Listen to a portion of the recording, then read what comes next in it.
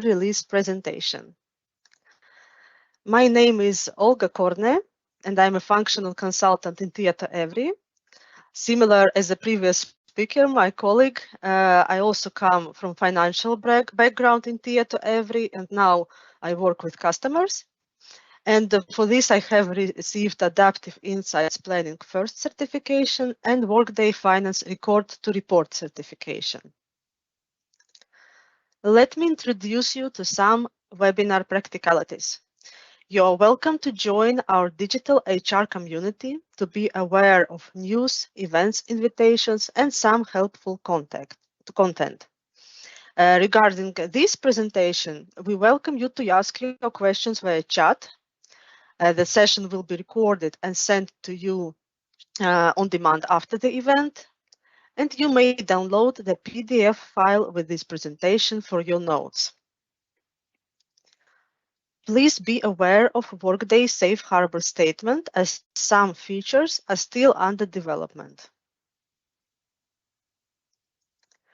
In my presentation, firstly, I'm going to speak about key features introduced in this release, which are adaptive planning user experience, alternate calendars, and update and append attributes. Then I will shortly cover the rest of the features and at last introduce the roadmap to you with future improvements as well. So the key feature number one is adaptive planning user experience. Workday continues to align the Workday Adaptive Planning interface with Workday to provide a more consistent user experience. I have prepared a short demo to show you some of the changes. To improve the user experience, Workday Adaptive Planning banner was updated on all pages. A new header navigation icon was added. Now you can navigate from here. The full breadcrumb names are displayed and not truncated anymore. It doesn't matter how long is the name, now you will see it fully. All users can access now visual preferences and add a customer logo. Customer logos display next to the navigation icon right here. To improve the user experience, Workday Adaptive Planning footer is removed on all pages except for Sheets, which we can see now. On Sheets, the current footer is updated to display currency information in the left corner and access to keyboard shortcut information on the right. So going on further with user experience enhancement, I will mention accessibility on Sheets.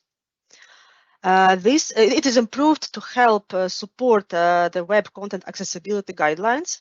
This assistive technology support is provided with screen reads and magnifiers, high contrast color, keyboard shortcuts, and screen navigation with logical tabbing and alt text for images.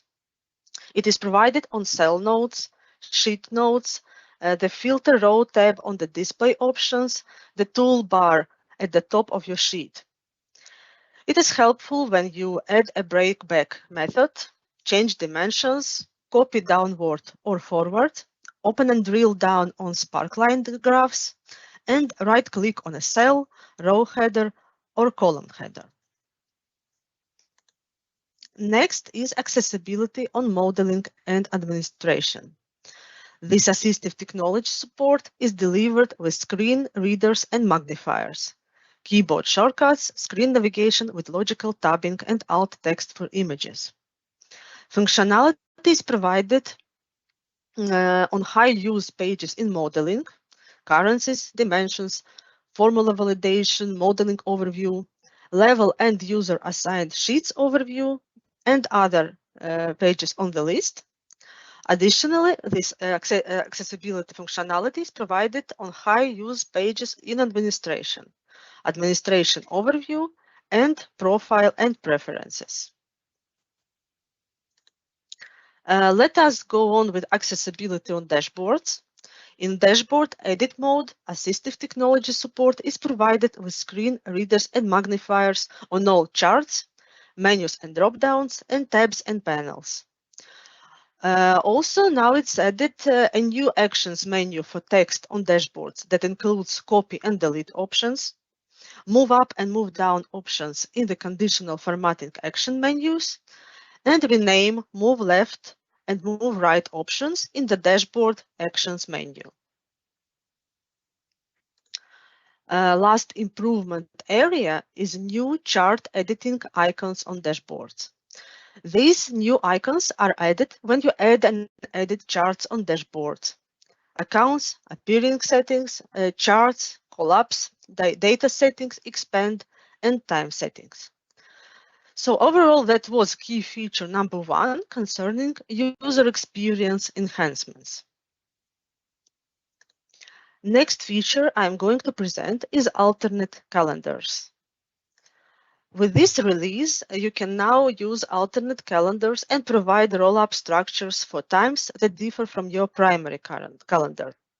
Note that this functionality is only available to adaptive planning beta customers at the current time, but it's planned to deliver this to all customers on September 10th. Planning allows customers to define different time granularities for different planning use cases. Now you can import up to 3 alternate calendars in the time area of modeling.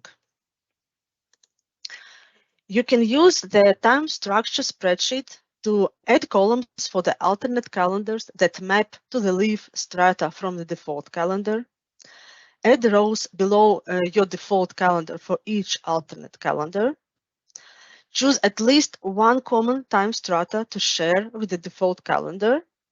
At minimum, the alternate calendars must share the smallest strata with the default calendar. And the last, choose a fork strata for each alternate calendar. The last strata shared with the default calendar is the fork strata. To use this feature, please go to Modeling Time page. You should export your current time structure, then use the file to build new calendar as per your choice and need, and then import the updated file. On the import template, add the rows for each alternate calendar below the default one, and add the columns for the alternate calendars that map to the leaf strata from the default calendar. Please see this slide for visual perception. A new calendar prompt in time area of modeling is added, which is now separate from time period prompt. The new calendar prompt enables you to select different calendars so that you can review the alternate time structures and the strata rollup section.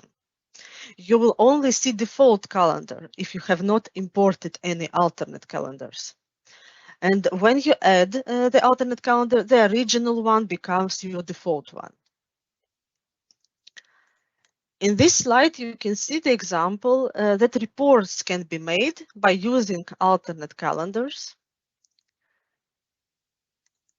Additionally, you can use them when preparing a dashboard. Also, the alternate calendars are supported by all sheets, standard, cube, and model sheets. There are some additional considerations for using alternate calendars. Alternate calendars must share at least the leaf strata of the default calendar. From there, you can share the default rollups until you fork into different time rollups. Adding an alternate calendar doesn't affect the data in the default calendar. However, changing the default calendar does affect data, especially if you change the default time strata for standard accounts. To use the alternate calendar for standard accounts, the fork strata must be at the default time strata of your model or larger. Explore, sell, or drill into transaction are not supported on alternate calendars. And the last, you can't import data into the alternate calendar. Your imports must go to your default calendar. No doubt there are benefits for using this feature. Alternate calendars can help remove or reduce the need for complex integration loaders, multiple instances, complicated report elements, and other time-consuming workarounds. It enables organization to use different time granularities without sacrificing simple and unified analysis. So to sum up, the feature is helping to create your own time rollup structures as per your need and wish. This is an automatically available feature. In order to be able to make changes to the calendar, please make sure you have model management access, time, and configure calendar permissions. And if no need to use it, you will just go on with your default calendar. And now we can go on to the key feature number 3, update and Olga? append attributes. Hi, Olga. We got a Yes. question regarding the alternate calendars. It goes like this. Do alternate calendars work with Office Connect? It's actually the default calendar that Office Connect is using. It's the components and context for in the Office Connect. They take they reference the default calendar, not alternate calendar. Okay, thank you for this. Yeah, so now we can go to the key feature number 3, update and append attributes. With this release, you can add new account level and custom dimension attributes and attribute values, as well as update attributes and attribute values with one import, saving you time and effort. The append option is removed when you import attribute structures in the modeling area for account attributes, dimension attributes, and level attributes. Instead, a new update and append option is delivered. This enables you to add new attributes and attribute values and update existing settings with one import. Previously, when you appended your updates, the import only added new. Now the import updates existing and adds new. The benefit is that by having a single import option, there is less likely to be errors and should be much easier to maintain on an ongoing basis. So this is how old new import operations look. Also, to improve clarity for attribute imports, the reload entire structure import option is renamed to reload. So we can sum up. The changes as mentioned improvements have been made to attribute import operation process, and now update and append can be made in one import. This is also an automatically available feature, and if not using, your attribute structures will not change. And that's all for 3 key features that I have chosen to present. And let me go on with other features for this release. With 2022 Release 2, it is continued to improve sheets on dashboards, enabling more flexibility with performance and options to view sheets. A new optimized sheet option is delivered in data settings when you edit or create a sheet on dashboards. This enables you to use a new version of sheets on dashboards that improves load times. When you enable the new option, you can only view data on the sheet. To add or edit data, you can maximize the sheet, search and filter sheet data. All other toolbar options are only available in maximize view, and select dimension pickers on cube sheets. Dimension pickers are grayed out that match perspective context filters. And when you use a new option, all sheets are refreshed when you change perspective filters, and your changes are saved automatically. And views are persisted between the default and maximize view. Next feature is copy and paste charts on dashboards. With this release, you can now copy charts and dashboards and paste to any dashboard or perspective, making making it easier to build and create new dashboards. Let me play another demo to show this feature. In the More menu on Charts, the Duplicate Chart option is renamed in Edit mode to Copy, clarifying that you can now copy and paste charts to any dashboard or perspective. All of your configurations are included when you copy and paste a chart. After you click the Copy Chart option, a confirmation message is displayed when the chart is ready to paste on any dashboard or perspective.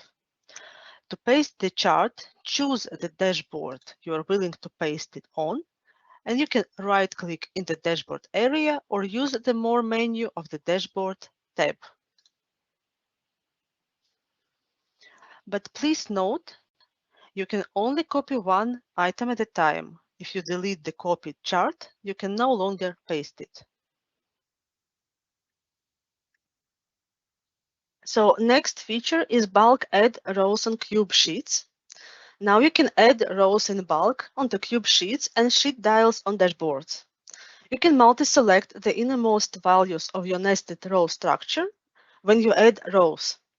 This saves your time when entering cube sheet data and provides more support for multi-dimension planning. When you add a row on your cube sheet, you can now select up to 6 dimensions and create a row for each of the dimensions. It provides following benefits. Cube sheet data entry becomes easier for the end user. Budget entry speed and usability improves. And there is faster implementation of cube sheets for services and general cube sheet builders. Some more features are on this slide. Streaming data for the planning data source. With this release, data streaming is enabled from the planning data source in adaptive planning integration, improving export performance. To do it, you must use API v33 or higher. Security APIs for adaptive planning. All customers are now enabled to use security APIs. You can use the APIs to set up custom integration, saving you time and manual effort. However, you must contact your service executive or named support contact to enable this feature. It's only recommended that you use it if you have over 100 planning users. And effective date in Workday data sources from Workday Financials. Report effective date time in Workday data sources from Workday Financial is enabled, improving the performance of data loads from Workday Financial into adaptive planning. When you manage a report for Workday data sources in adaptive planning integration, you can now select task run time as the report effective date to filter the data and reduce load time. Adaptive planning permissions is another new feature. New permissions are delivered to provide you with greater flexibility and control over user access. Download data to Excel from sheets or reports with two new permissions that enable the user to download report data to Excel and sheets data to Excel. This enables you to secure access at a more granular level. And create personal reports. A new create personal reports permission is added that enables users to both create and view personal reports. When you disable the new permissions, users can only view shared reports. Next feature I'm going to talk about is adaptive planning, performance, and scalability. It enables you to model your business without compromising ease of use. Model sheet import performance update improves the processing time of model sheet imports. You may notice faster performance. The assigned to prompt update on the processes overview page allows now to display a compacted list instead of a list of tiles at the top of the page, and when you create a new task or reassign an existing task to someone else. Adaptive planning miscellaneous enhancement has two new updates. First, user experience for managing user profiles. It's improved how you manage user profiles in administration. On the Edit User page, when you select the Use Username as email option, it's now populated with the username in the email field and no longer enables you to edit it.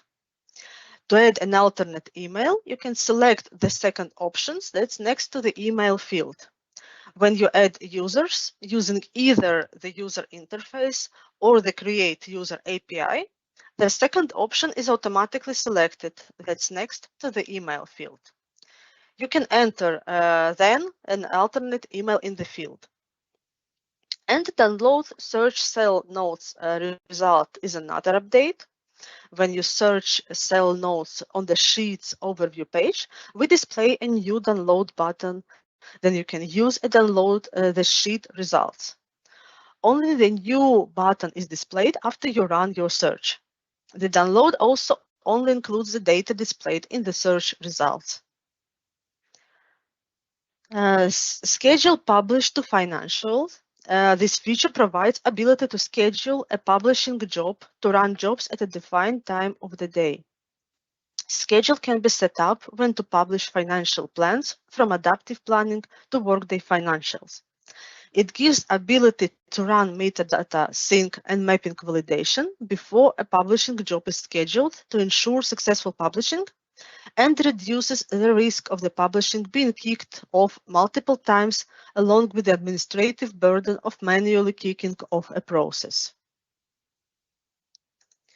1500 concurrent users is the next improvement. Concurrent users are removing subset of your total planning users. These are the users who are logged in and actively reading or writing with your planning environment at the same time, excluding admins.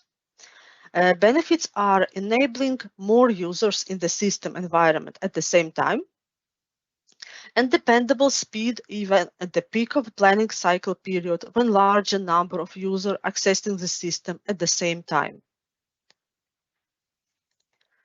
Improve model sheet in performance and scalability. Performance improvement has been made. The ability to export 100 million model sheet cells less than 30 minutes. Benefits are better support for integration with other enterprise systems and improving user experience for model sheet and cube sheet with large data volume by improving response time for typical user interactions. And the last feature is improve matrix report performance. Improvement of performance and scalability for report with high dimensionality but sparse data has been made. Here, the benefits are better system stability with reduced memory footprint and network payload, and improvement of user experience for report interactions. And in the end of my presentation, I'm introducing a roadmap for current and future changes. The community strategy is to implement these investment themes. Insight, the ability to make intelligent and data-informed decisions. Agility, the ability to plan, execute, and analyze your business. And efficiency, the ability to support your users and technology at scale. So the upper rows of this roadmap show improvements of this release, and also there are many future plans regarding new features. These are for Insight, unified look and feel accessibility, alternate time hierarchy rollups on dashboards and integrations, and intelligent demand forecasting. For agility, it's planned to work on additional enhancement to guided foundation model setup wizard, headcount plan publish, data validation on sheets, form-based workforce planning user experience, and workflow validation on sheet safe. And also for efficiency, there are such features as export security on sheets, reports, and dashboards, improve import performance for standard sheets, improve performance for export data API, and improve cube sheet performance and scalability. So this is the end of my presentation. I thank you very much for joining and participating in this webinar. In case you still have some questions, you are welcome to contact me via email. I also remind you that you can become Digital HR Insider to receive some helpful content.